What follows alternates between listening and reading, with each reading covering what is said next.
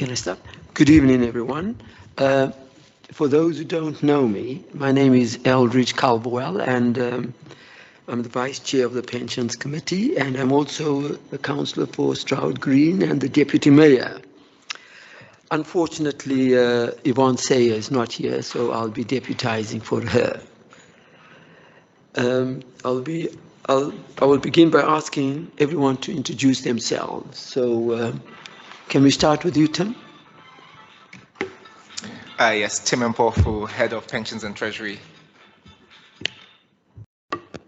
Thomas Skeen, Assistant Director of Finance. Fiona Ray, Principal Committee Coordinator. Councillor Viv Ross, Fortis Green Ward. Keith Brown, as it says here, Employer Representative. Alex Goddard, part of the investment consulting team at Mercer. Steve Turner, Investment Consulting Advisor from Mercer. Councillor Paul Denison from Highgate. Craig Pattinson, Employer Representative. Councillor Donna Carlin, Hornsey.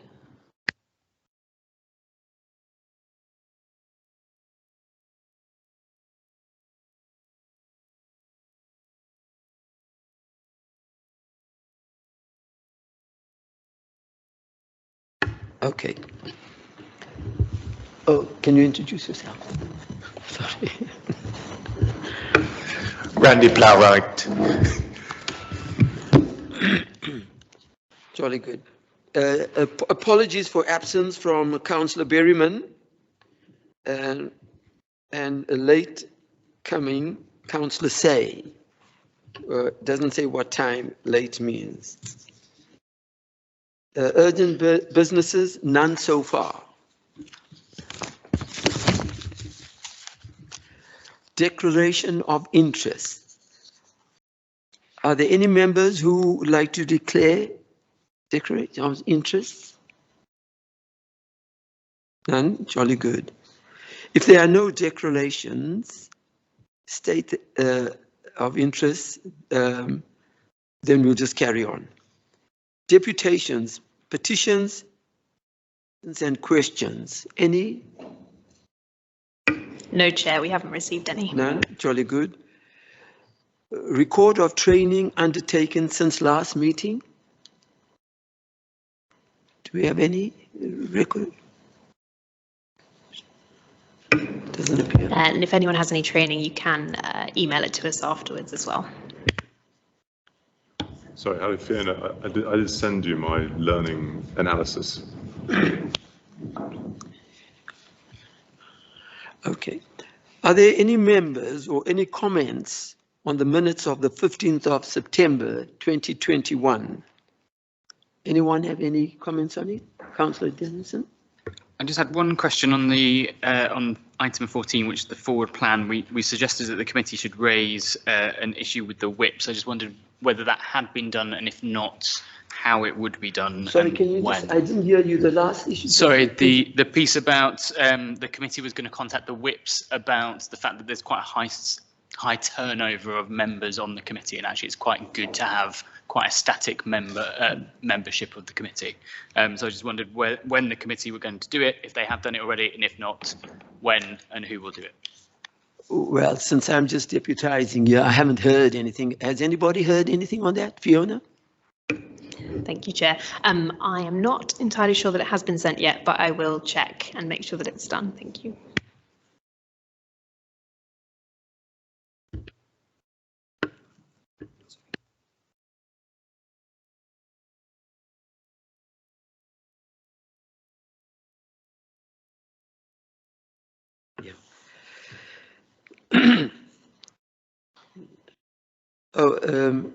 We went through this one. Record of training undertaking since last meetings, none.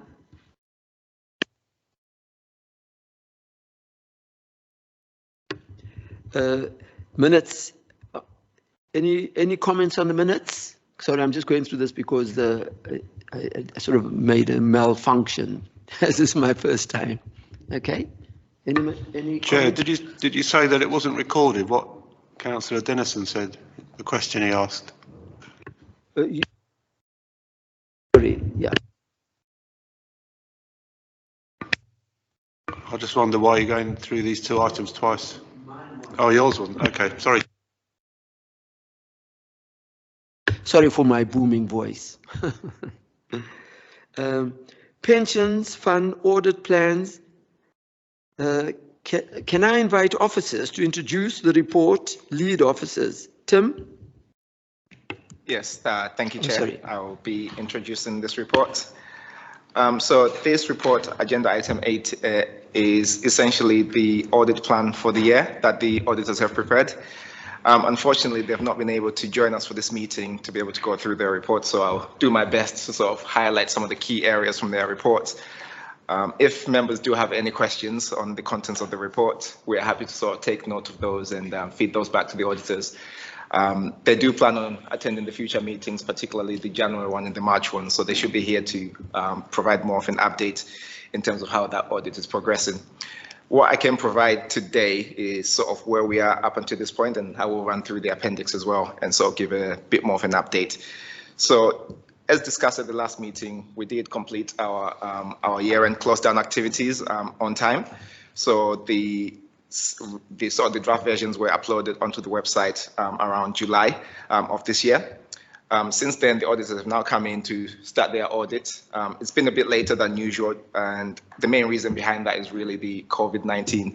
And so the response has kind of impacted some of their workflows, particularly from the previous year and coming into this new year. The key thing to sort of maybe update members on at the moment is the audit has commenced. We've started having those meetings with them. The first sort of field work that they're doing started on the 22nd of November. So that kicked off last week, and we've been having, I think the plan is for the next month or so to have weekly catch-ups with them where we'll be providing sort of an update to them. So just going on to the actual appendix item itself, which starts from page 13. On page 15, it's just the main audit team who will be supporting us on this work, or who will be carrying out the work on behalf of BDO. They have mentioned 3 senior sort of managers here who sort of manage the day-to-day work, but there are a few other partners that we've been engaging with on a regular basis, sort of carrying out some queries and some sort of testing. Going on to page 18, the auditors have identified their key areas of risks that they would like to spend a lot of their time doing some more testing and sort of getting evidence from us as officers to make sure that everything that we've conducted in the last year was done in accordance with the accounting regulations. One thing to just highlight is that these areas, these risk areas, are similar to what they've done in previous years. They are just kind of areas of high risk where you'd probably have more things go wrong than right, so they need to exercise that testing on a regular basis. We are confident that we'll be able to provide them with the evidence that they need to provide the assurance that indeed we did comply with any of those risks. So there's nothing that I foresee that I would like to sort of notify to members to be particularly concerned of, but just to highlight to you that this is our standard practice for the auditors. On page 19, there is just an outline of the fees that they intend on charging this year. You notice that the fee is about 3,000 less than it was in the previous year, and that's particularly because they won't need to do any of the triennial work that they've done in previous years. Just maybe to caveat that, depending on how the audit itself progresses, there might be areas that they need to do additional testing just so they can get that assurance, and that would have an implication on the fee, but also on the timeline, which I'll get to shortly. So on the timeline, which is on page 29 of the agenda pack, it just sort of provides an update of where we are. So like I mentioned earlier, 22nd November is when the field work commenced, so that is currently ongoing. They were going to be here to sort of provide a bit of an update on how they see that progressing over the next period, but they will be now coming to the January meeting where they'll be able to answer more of your questions. In terms of the actual plan itself, the idea is that by February they'll have done all the testing and they'll be in a position to issue an initial audit completion report. That's a report we'll plan to bring to the March meeting, where members again will be able to ask questions to auditors on how that has progressed or if there's any issues that they've identified. So I think that's just sort of giving an overview. Obviously, the report itself goes into more detail, but if there are any questions, I can attempt to answer them. But if not, we'll be happy to defer those to the auditors for the next time when they come to see us. Go ahead, Councillor Ross. Thank you, Chair. On page 16, under materiality, it says the materiality is set at 1%, and it was 1% last year. I just wondered if that changed, because obviously over the course of the past year or so, I mean, we're talking about 1% of the fund, so it's about 16, 17 million at the moment. I mean, that could go up and up and up and up and up. Is it always 1%? Yes, it's always 1% of the fund. So whenever they do the testing, they will look at what the fund was at that period in time, and then the materiality will be set on that level. And just maybe to expand on that, the materiality just means how much they are willing to sort of go further and test. So if, for example, we've provided them evidence and it falls below that materiality level, they will need to ask for more evidence if they feel that they don't have enough assurance. So as the fund becomes bigger, there's more areas for them to test. So it's really just a ballpark figure. You could, if it was below that, they could still choose to look at it if they wanted to. Yes, they can still choose to identify other areas, yeah. And my second question is on page 23, where we're talking about the risks. And it says management override of control is a high risk, or significant risk rather. And yet further on page 31, under fraud, it says management believe that there is a low risk of material misstatement arising from fraud. That seems to contradict itself. The auditors are saying it's significant risk, and yet the managers who the auditors are talking about are saying it's not a high risk. Anyone like to comment? Yes, so I think in terms of just in terms of the report, the auditors have drafted this report, so they feel that that is an area of high risk that they need to test more. Obviously, as managers, we don't feel that it's an area of high risk, so they'll need to test that. And we feel we've got the evidence to provide that there wasn't an area of high risk. We feel our controls are quite strong given the internal audit that we do regularly with the internal audit team. So it's just an area that even though we do feel we've got good controls, they need to have that assurance as well. And that's something they would need to provide you with. Thank you for that, Chair. Will that imposition or discredit be reviewed and corrected? Because obviously when we have a description of this nature, when we have a differential here, it doesn't bode well if somebody picks us up at a later stage. Are we going to correct this? Yeah, we can certainly share that feedback with the auditors and clarify that. Yeah. Thank you. Okay. Yeah, if I could just add to that, Chair, the management override of controls is a standard thing that the auditors would put in any pension fund that they're auditing. So that's not a reflection specifically on Haringey and the position here. Certainly, every year since I've been here, that's always been something they've put in their audit plans. It's just a standard thing that they have to put in as a high value risk for pension funds. Thank you. Sorry, Chair, if I could come in. Do we have similar levels of control as other pension funds? Because that's, I mean, the management override is seen as a risk, and we're saying it's not a risk because we have controls. So do we benchmark our controls across similar organisations?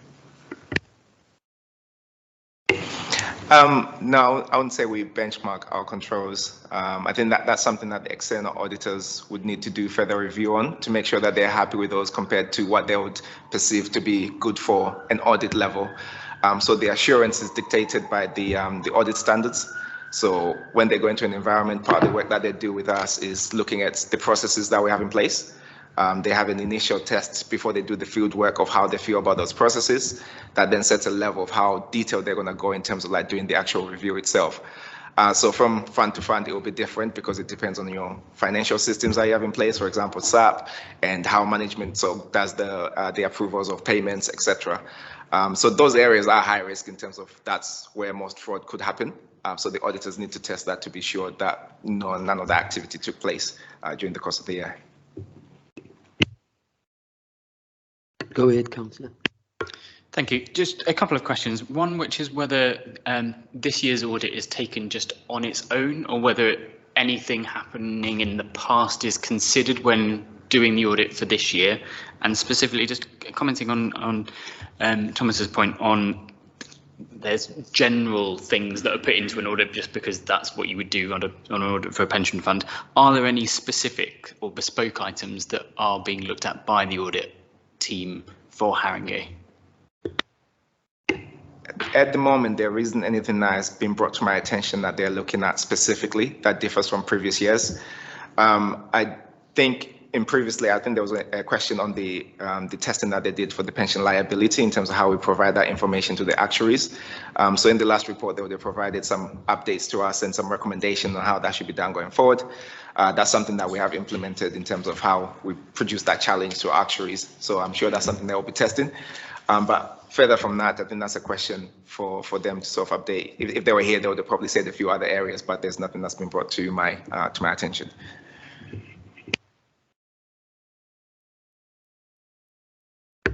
Any other questions?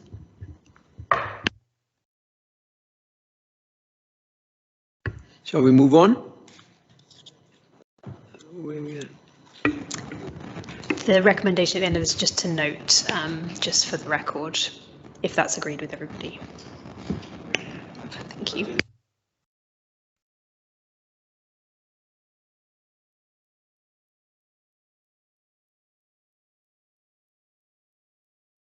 So are we agreeing that we've agreed on the good governance, the local authority, or where? So the next item is the pension fund quarterly update and investments update. Okay, fine. Yeah, happy to introduce one as well as Chair. Okay. So the next item, agenda item 9, is just the standard quarterly update that we produce for members. There are a few areas that I would like to sort of bring to your attention, but just before we get into a few of those, just a few of the highlights from the last quarter. So just to bring to members' attention that the funding level or the market value of the investment assets as at the 30th of September 2021 was 1.7 billion. That was an increase of about 1.64% since the previous quarter. In table 1, we sort of have broken down that asset allocation. And last time when we met at this meeting, one thing that was raised by the members was our overweight position to equities. So that was an action that was given to ourselves as officers to take away and consider looking at the opportunities or the options for rebalancing. So officers have undertaken that exercise in consultation with Mercer, who in a moment I'll ask if that's okay, Chair, if they can maybe explain a bit more about the rationale of the rebalancing that we've carried out. But just before they sort of speak on that, I'll just highlight what it is. The first thing is we've transitioned 40 million of that equity investments into the RAFA absolute return fund. That's a multi-asset return fund that we sort of invest in different types of financial instruments. And I can confirm that that trade has now been placed, and I think as of yesterday or the day before that. So that's something that has actually been implemented.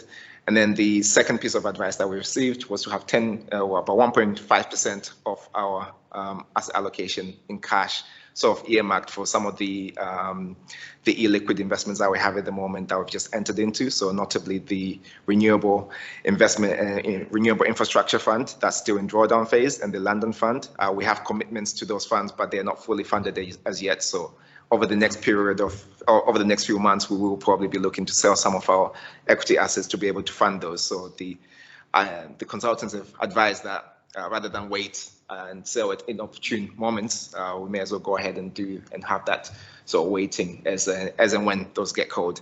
Then there's sort of a bit about reviewing the property allocation, but I think at this point I'll probably defer to them, so give us a bit more of a rationale and what they think about the asset allocation at the moment and how it can evolve over the next few months. Okay, so firstly, I'm just going to touch on the rebalancing, and then Steve's going to make a comment about the property portfolio underweight. So in terms of the rebalancing, this is essentially a sort of prudent risk management decision. The equity assets that we have performed extremely strongly this year, and indeed since March last year, as the global economy has recovered from the COVID impacts that we saw in March of last year. So far this year to September, our equity portfolio is up by around 13%, and over the 1 year period, that is 25%. So very strong returns. But what that means is that the equity portfolio has outperformed the other assets that we hold, which means that we now have an overweight position of around 5% as at the 30th of September. Now, that has obviously driven the strong improvement in the funding level that we've seen to, I think it's around 110% as at 30th of September. The fact that we're overweight does introduce some additional risk because we have more invested in equities, which are the highest returning asset class that we would expect to hold, but also the highest risk asset class that we expect to hold. And we know that we have an actuarial valuation coming up quite soon, so early next year. And so essentially what we would propose is you take action to move back towards your target allocation so you don't have that additional source of risk. Because after all, equities have performed fantastically, but we know there continues to be risk out there. We've seen only in the past few days a bit of a negative market reaction to the new variant of COVID. Now, obviously, if more bad news comes out around that being more vaccine resistant or things like that, which are evidently imaginable, it is possible that you might see quite a negative reaction. So to bank some of the gains that we've experienced and protect that position, we think you should move back to benchmark. In terms of the choice of Ruffer, now this is a manager that has an explicit focus on protecting on the downside. And if you look at their track record during the global financial crisis, during the tech bubble, during COVID last year, they actually generated either sort of flat returns or even positive returns, taking advantage of some of the negative market sentiment. So we do think if there is a sort of significant market event, that we are relatively quite a lot safer having those proceeds invested with Ruffer compared to having them just invested in the equity markets. I had a question specifically on that. Are we able to move quick enough to avoid the potential downside that we could see in the future? Because as you said, it's only kind of now emerging that there is a downside to equities substantially. And so, Tim, I think you were saying that the trades for Ruffer, so they've been placed, is that right? Yeah, that's correct. So it sounds like relatively timely to have implemented that rebalancing activity. Do we know what their asset allocation is, Ruffer? What are we going into? Yeah, so Ruffer, as a reminder, they've got a mixture of what they would call sort of greed assets, so risk assets, and that is predominantly in equities. And they also have a portion of the portfolio invested in what they call fear assets, so things that would be expected to benefit should equities fall. They've got a range of things. They hold some precious metals, so gold. They hold some long-dated inflation-linked bonds. And again, those two parts of the portfolio intend to balance each other out such that if we do see strong gains in equity markets, then the equities that Ruffer hold would benefit, as they have done this year. But if there is a sell-off in equity markets, the other parts of the portfolio will really come through and help protect them, as they have done historically. Just to add to that, at the end of September, Ruffer had about 40% in equities, and the rest primarily indexing gilts and also US tips. We also heard before they were fiddling with Bitcoin. They did do very well actually out of that position, but they haven't gone back into Bitcoin, and they've got quite a lot of protection strategies in their sort of portfolio as well. So importantly, it's a liquid fund as well.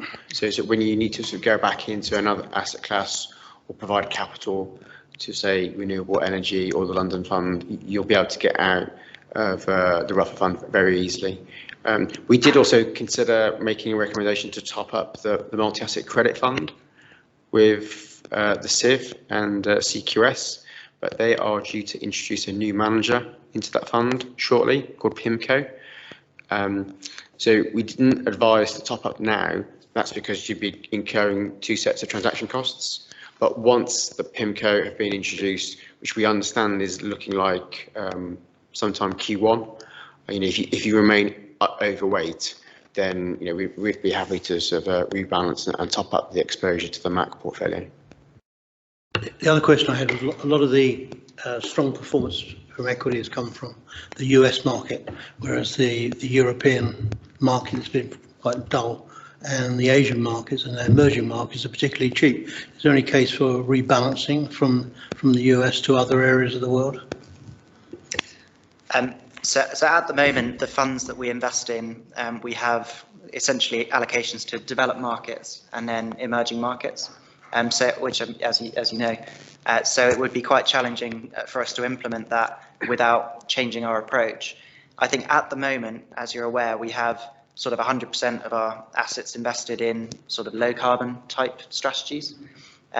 My understanding is, you wouldn't be able to replicate that sort of low carbon approach if you did have the various different underlying components. And so we would be giving up something which we've obviously all worked quite hard to implement if we were to move towards a regional type strategy. I also think that would sort of possibly go against the approach that we've taken in the past, which is to kind of primarily focus on a passive global approach as opposed to making those sorts of active management decisions between different regions, even though I'm definitely sympathetic to your comments about the relative attractiveness.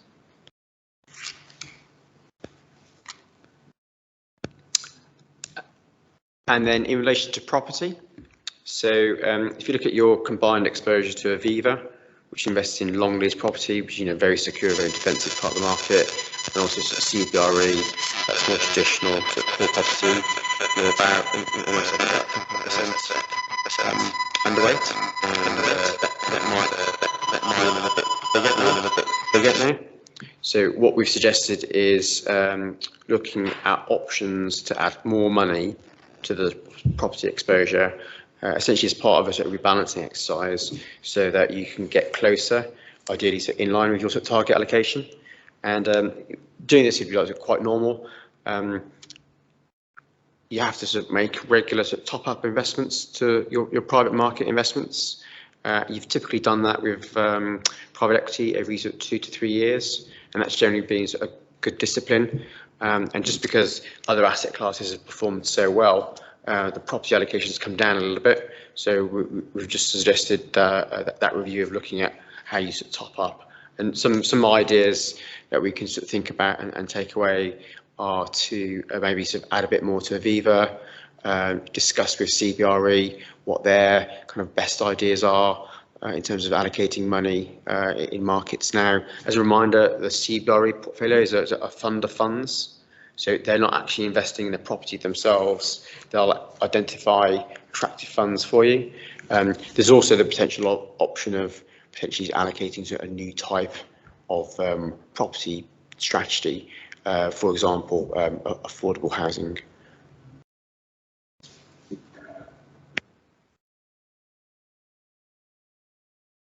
When would we do this? When would we get some options? So I think we can put something together for discussion at the meeting in January. Quite tight deadline, but we might as well go for it. Yeah, well, we can bring something to January or to the March meeting. It just depends on how much we can get through. But if the committee is obviously happy for us to progress, we're happy to take those options forward. Any further issues on that? So I'll just carry on now with the rest of the update, if that's okay, Chair. Yeah. So just the other thing to highlight, and I think it's sort of been mentioned already by Alex, is the funding level is now 111%. So just to bring that to members' attention, and of course we've got the next valuation cycle coming next year, at which point then we'll be sort of inviting the actuaries and they can sort of give us a bit more context around that. I'm just mindful that one of the appendixes to this report is the independent advisors report. So I don't know whether John Raisin wanted to say a few words about that report. Otherwise, that's all I sort of wanted to highlight to members. Can I just quickly ask, with the funding level being so good, is there an opportunity for us to provide training for those people coming up through retirement, like pension training, or for anyone intending to come near to their pension? Yeah, so the pensions admin team actually does run that service already for members who are approaching retirement.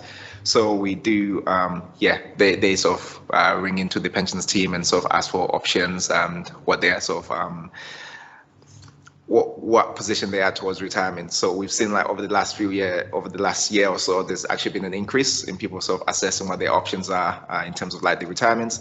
And there's sort of a variety of levels of retirement. You can be fully retired, or you can do flexible retirement, etc.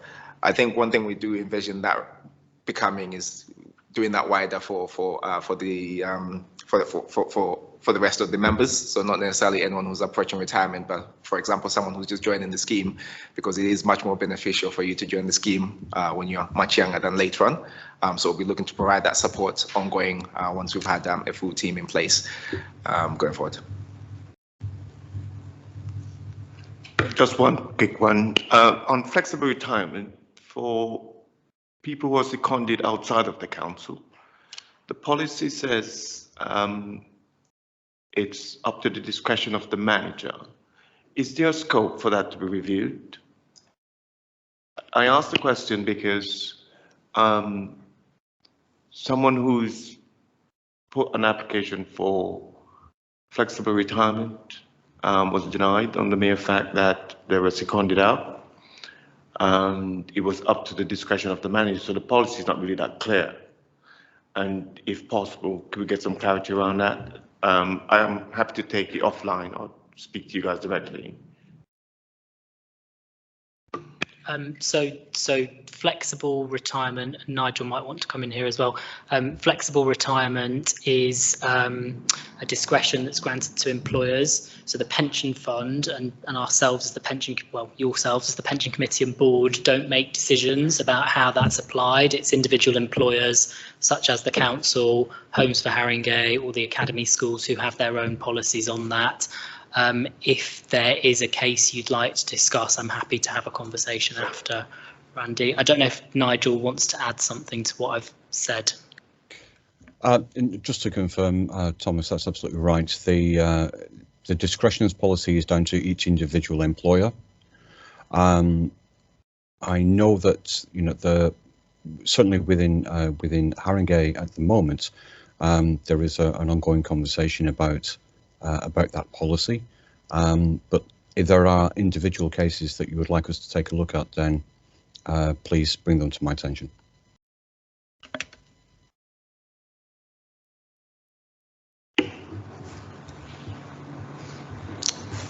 Don't know if John Raisin has his hand up on the chat, or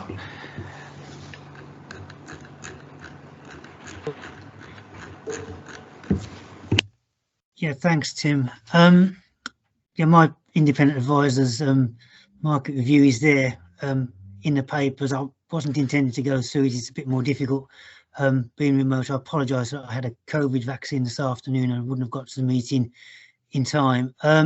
Happy to answer any questions any members may have on that report, though. Thank you.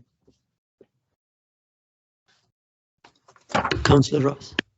Just one question, John, on page 55, and you'll be pleased that once again I'm picking up the minutiae.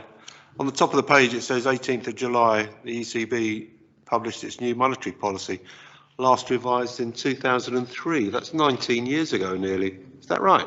Yeah, that's true. I believe that's true. They put in place, so I'm echoing, back in 2003, the previous policy, which was looking at targeting inflation just below 2%. They were out of line with the other major banks, the US Fed, Bank of England, Bank of Japan. Yeah, it's been all those years since I've had a fundamental review of this nature.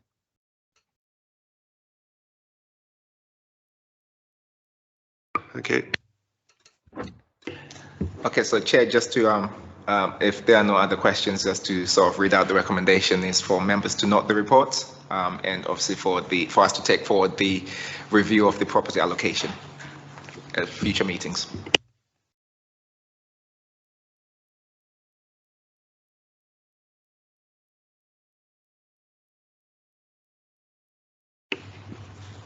That's okay, Chair. I can introduce the next item, agenda item 10. So agenda item 10 is the good governance report. So members of the Pensions Committee and Board might be familiar with some of this work because previously there's been an update that's been provided on the progress that the project has been making. So essentially this report is again for members to note and consider the independent advisors' reports on that progress. And there's also a few recommendations and possible actions for the fund going forward. So in a minute, I'm going to let, again, John Raisin sort of talk us through the wider report. But what I would do at this point is just sort of highlight the key areas, or maybe give a bit of a background to what the Good Governance Project is and how it's sort of what stage it's at the moment. So essentially in 2018, the the Scheme Advisory Board sort of invited different groups of stakeholders within the local government pension scheme to sort of look at different options of the relationship between the pension funds themselves and the administering authorities or the host authorities that look after the schemes. So for example, Haringey Council is an administering authority within the fund, and then the Haringey Pension Fund is an LGPS fund. So the relationship between those two entities needed to be made a bit more clearer in line with what would be considered to be good governance. So essentially the project has been carried out in about 3 phases at the moment. The first phase was sort of to look at the ideas and outcomes and what it is it's looking to achieve. The second phase was to look at the framework that was developed in the first phase, and John will probably go into more detail on this, and highlight a few recommendations that they consider to be good practice that all LGPS funds should adopt and the host authorities. Phase 3 is where the project is now, which would then look at those recommendations and look at making them statutory instruments. So you will be required as a pensions committee and board or as an authority to adopt those good governance programs, processes. So this is managed under the Department for Levelling Up and Housing and Communities. And once the idea is that they will formally implement this under statutory guidance, but at the moment there isn't a timeline on when they anticipate that that will do, which is why sort of this paper has been brought forward to the committee to consider some of the findings from this project that could be beneficial to the committee and board, and then maybe look at implementing some of those before they are sort of implemented and made into full statutory instruments. So I think on that note, I'm happy to sort of hand over to John Raisin so he can take us into more detail in terms of like the report and the findings.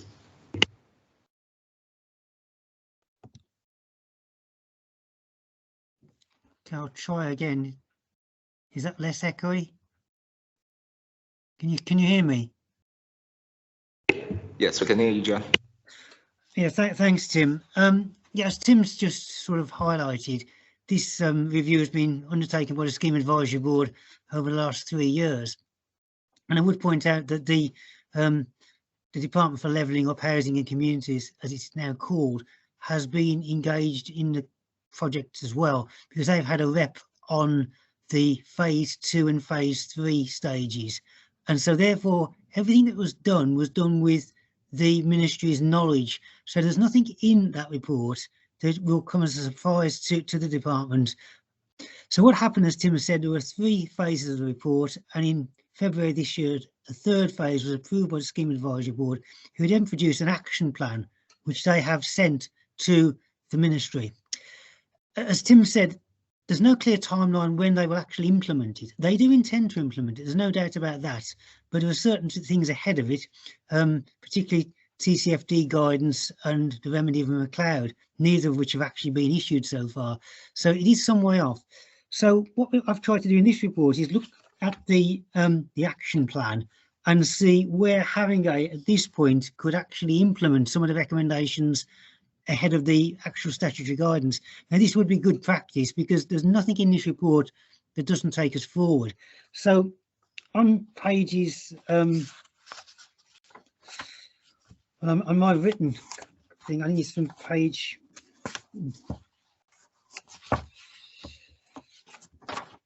61 onwards, from 61, or certainly, sorry, from 66, pages 66 to 76, I sort of look at each recommendation in turn and make a commentary on it, and a commentary then in the context of Haringey. And essentially what I think is that you should do D1 and D3 in the short term, because those relate to training and recent SIP for guidance.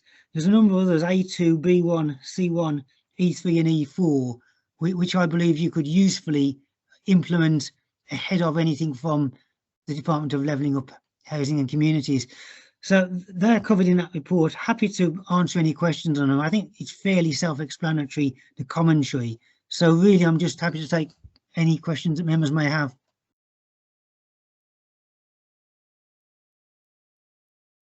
Go ahead, Councillor Ross. Thank you, Chair.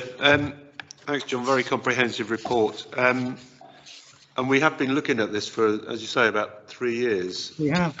But I was interested that at the bottom of page 65, you're suggesting that we could implement some of these proposals, and we should implement 2 others, D1 and D3.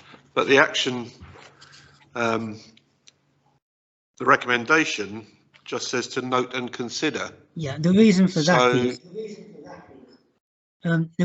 is, you know, I'm merely the independent advisor. This is ultimately a matter for the officers to make the recommendation. So, you know, the officers have kindly allowed me to put this report to you, but there are no recommendations there because the officers need to go away and think about this and the practicalities from their point of view. You know, as a former officer, I know it's easier for advisors to make suggestions than necessarily for officers to implement them. And the officers have to go away and think about this in the context of Haringey. Particularly, for example, I'll give you an example, Councillor Ross. If you look at A2, that each administrative authority should appoint a single senior officer responsible for the LGPS. Within Haringey, to my mind, that could be given to one of 3 officers. The Director of Finance, the Assistant Director of Finance, or the Head of Pensions and Treasury.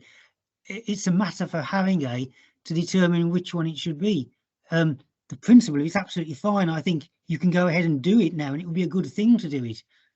But it's not for me to say which officer it should be. So therefore, what I'm saying is, I've gone through the recommendations. I think the ones I've listed are the ones that could be done now. And the 2 D ones that I refer to, I don't think there's any doubt about being able to do those now, because you know they're fairly simple ones in terms of updating the training approach. But the others are ones that, yes, you can implement them, but Haringey need to think about the context of Haringey. So that's why I've not gone any further than I have, because I think that further thought is a matter for the officers to come back and recommend to the committee. So if I may, excuse me, my question then goes to the officers. Once you've gone away and read this, what sort of timeline, and is it likely that we will start implementing these things? Yeah, so I think for us, the idea in bringing this paper forward is to get a steer and a feeling from the committee and board about which ones of these proposals you feel we should or can implement. We'll then take those away and come back with a timeline. Some of them are fairly straightforward to implement, but I imagine some of them would take a considerable amount of time given the different governance processes we'd need to take into consideration. But at the moment, we would probably, I think the consideration is for the committee to say these particular recommendations we think are important, and then for us as officers to then bring another paper at a future meeting which would detail a recommendation of how we're going to implement those.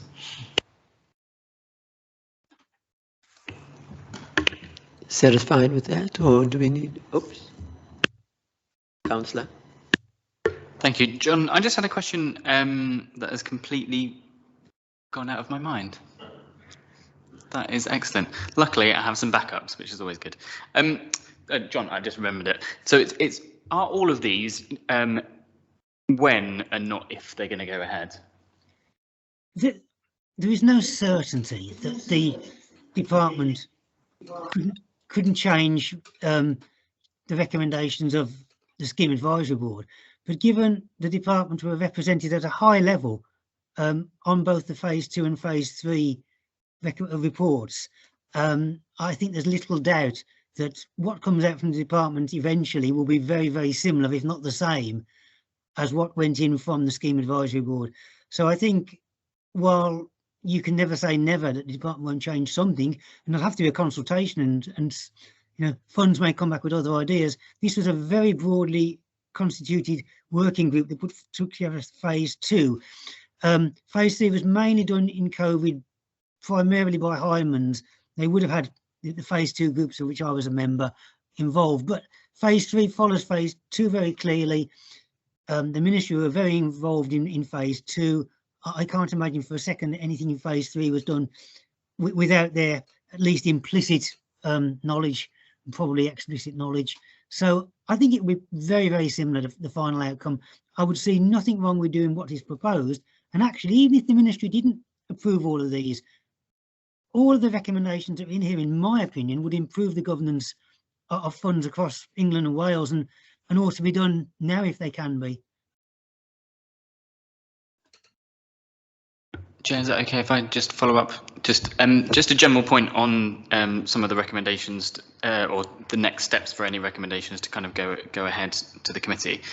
I think, not in order of importance, but I think that would actually be a good thing to maybe look at in the future, is to say of the things that are on this list, actually what is the most significant and what's the most important if we were to do first. I would consider A2. I know it's a big one because it kind of it gives a kind of assigns a senior officer as the lone person in charge of the scheme, but I think we should continue with that, and I agree with John on B1, C2,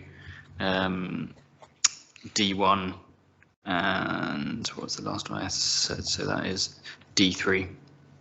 And I had one question just specifically on the which one is it? It is E4, which is about the involvement of the pension committee and board in the business planning and budgeting process. We already get quite involved in that anyway. I think we've even got something on the forward plan which involves us in that. So it just seems to be we're probably quite ahead on that one too.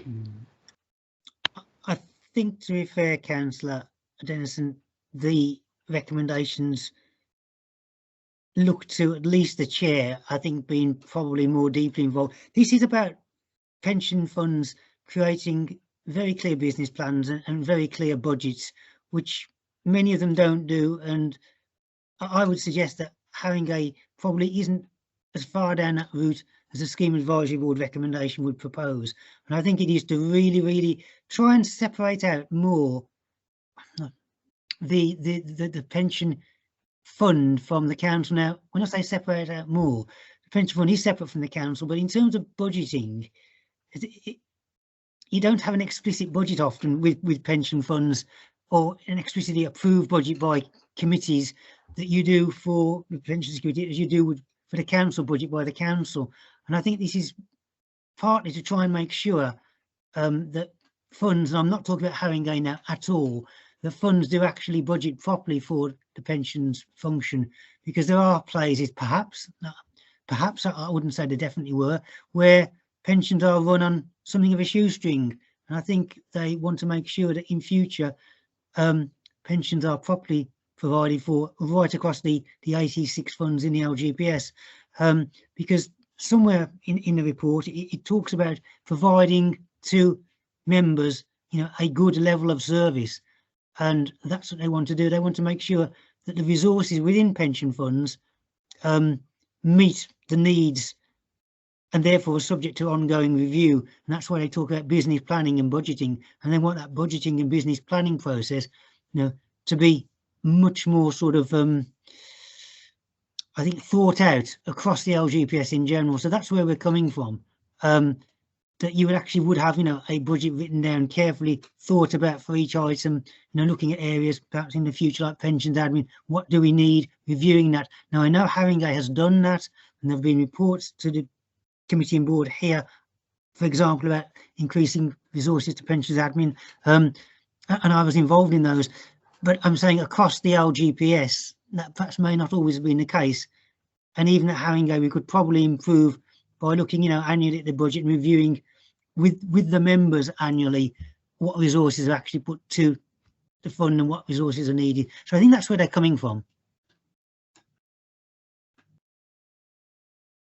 Just one last question, just when you're talking about resources, the senior officer for the LGPS, which is the A2, is there an intention for actually to be a council, continue to be a council employee, or is it actually talking about resources solely for the actual pension scheme to employ that person directly? That would be a council officer just as at the present, but it would be a council officer who would devote the majority of their time, or an awful lot of their time, to the pension fund. So yes, they would be a council employee as per at the moment. There is no intention in this report, and that's one thing we need to be very clear about, of separation. That was right at the beginning, and you may recall that this was originally a project where there was talk of separation from the councils. That was put out in phase 1, and it was said there'll be no separation from the council, but I think they want to draw a clearer distinction. And if you go back, for example, to B1, the conflicts of interest, that conflicts of interest isn't the conflicts of interest that people like the pensions regulator think of. It's potential conflicts of interest between the council as a council and a pension fund. And that's, I think, where we're going with things like conflicts of interest policy, the senior officer, what you just talked about, the budget and the business plan. It's all about making sure the pensions are thought of very carefully, very thoroughly, and very clearly right across the LGPS. Now, I think Haringey is already, a significant way down that route already. Haringey is certainly not a laggard, but there are probably things, as the report says, that Haringey could do more of to take it further along the route. And those that don't want to go along that route, who aren't prepared to go along that route, will eventually, I think, be forced along that route once the ministry get round to putting out the statutory guidance stroke new regulations.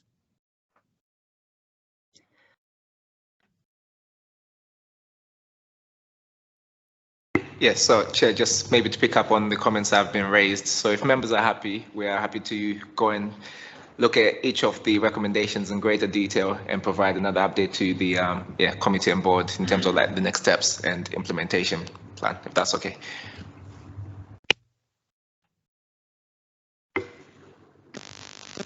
Sorry, do we have any kind of timeline? Do you know, when do you think you may come back to us? What, we will come back at the January meeting, but I'm just mindful that the timing might be a bit tight for us. So if not, that will be the March meeting for sure.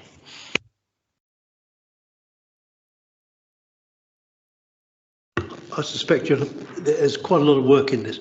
I suspect you have to come back more than once, and I think come back in bite-sized chunks and get some things done. And I think what John has recommended in that report makes perfect sense to me. And then do it, do some every year. If possible, maybe short-term, long-term, and in that thing. Yeah, certainly happy to take all those views on board and bring something to you at the future meeting.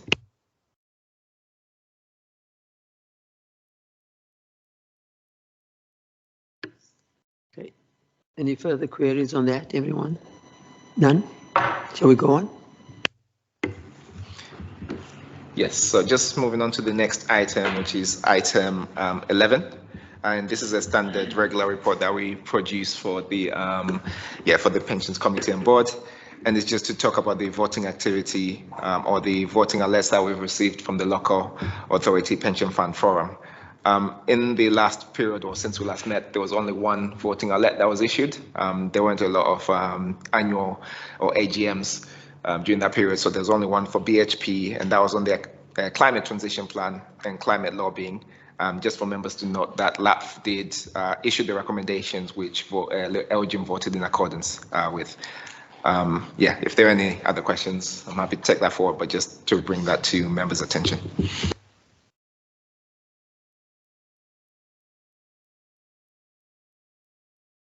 If that's okay, then happy for the recommendation for members to note the reports.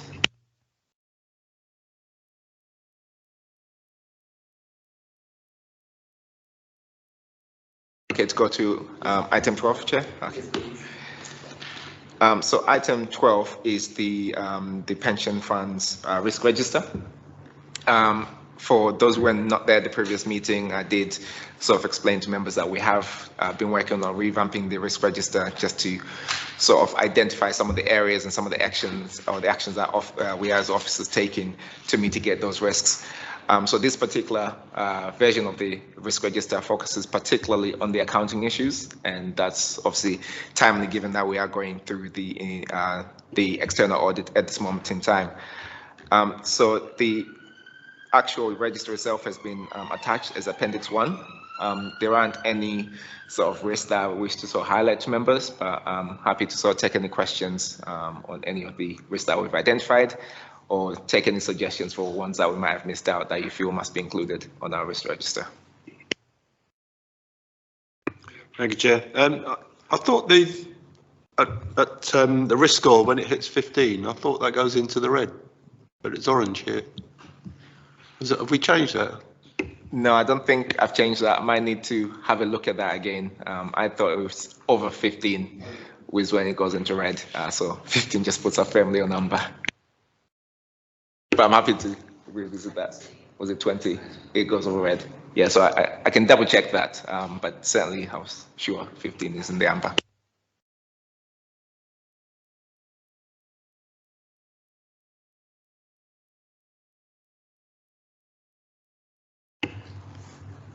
Yeah, so if everyone's happy, Chair, I'm happy to just hear sort of members' notes and provide any comments, and we'll produce a future risk register on a different item at the next meeting.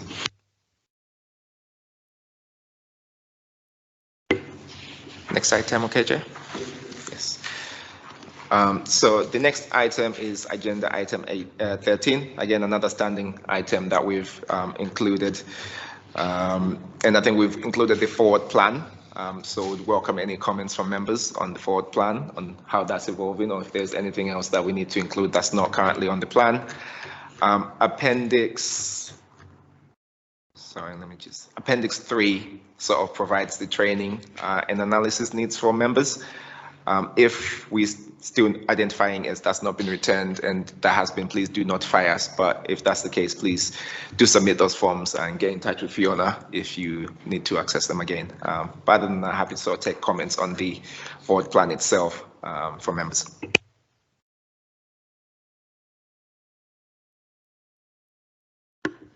Do we have any queries on the forward planning? None?